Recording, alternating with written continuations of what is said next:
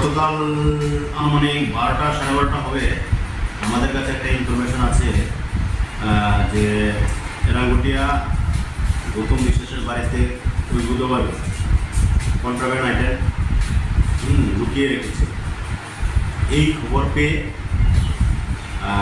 আমি এবং এলটিপু স্যার এবং বাবুলিয়াপাড়ি ওসি এবং অন্যান্য স্টাফ মিলে তাদের বাড়িতে তল্লাশি চালায় এবং আনুমানিক প্রায় 3টা সাড়ে 3টার দিকে রাত্র সার্চ করার পরে তার বাড়িতে 6 কেজি গাঁজা, 39 বোতল স্কাপ পাই এবং এগুলির কোনো তারা সঠিক তথ্য দিতে পারেনি, অর্থাৎ তারা বেআইনিভাবে এই মালগুলি বাড়িতে রেখে দেয়।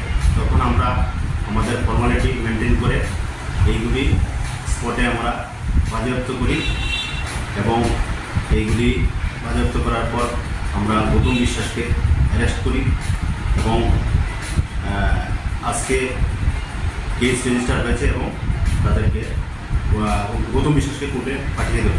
ধারাগুলি স্যার, ধারাগুলি এনডিপিএস ধারা অনুসারে 20+2 B capital B 21 C 29 25 NDPS act.